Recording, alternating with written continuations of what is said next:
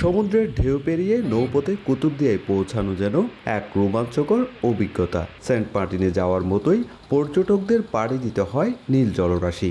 আর দ্বীপে পা রাখলেই চোখে পড়ে বিস্তীর্ণ বালুচর, অবারিত সমুদ্র আর সোনালী সূর্যাস্তের মোহময় দৃশ্য। বিচ্ছিন্ন এই দ্বীপে রয়েছে শতবর্ষী ঐতিহ্যের বাতিঘর, আছে ব্যস্ত শুটকিপল্লী আর দেশের একমাত্র উপকূলীয় বায়ুবিদ্যুৎ প্রকল্প। এসব নিয়ে গড়ে উঠছে নতুন পর্যটন কেন্দ্র। শুক্রবার বিকেলে উৎসবমুখর পরিবেশে উদ্বোধন হয় নতুন এক পর্যটন স্পটের।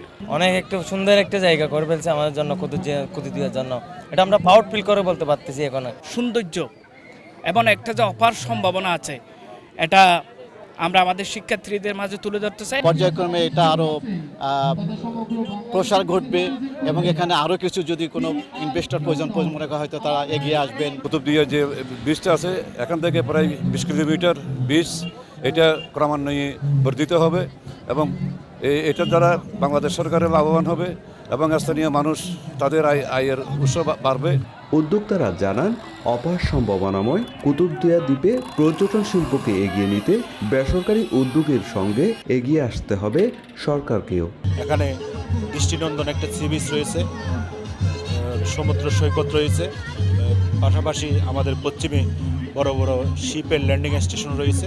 আমরা চাই লাইট হাউস রয়েছে। আমরা এই নৈসর্গিক সৌন্দর্যগুলা শুধু বাংলাদেশ না, বিশ্বব্যাপী ছড়িয়ে দিতে চাই। কুতুবদিয়ার পর্যটন শিল্প উন্নয়নের পরিকল্পনা দ্রুতই পর্যটন মন্ত্রণালয়ে পাঠানো হবে বলে জানান উপজেলা নির্বাহী কর্মকর্তা। প্রশাসনের পক্ষ থেকে এই কুতুবদিয়ার পর্যটন শিল্পকে উন্নয়ন করার জন্য সরকারিভাবে আমরা পর্যটন শিল্প মন্ত্রণালয় বরাবর আমরা উপজেলা প্রশাসন থেকে পরিকল্পনা প্রেরণ করা হবে। সাংস্কৃতিক অনুষ্ঠান আর রাতে আতশবাজিতে জমে ওঠে পুরো আয়োজন। হাজারো মানুষ ভিড় করেন সমুদ্র কেন্দ্রিক এই নতুন ভ্রমণস্থলে। সুজাউদ্দিন রুবেল, সময় সংবাদ, কক্সবাজার।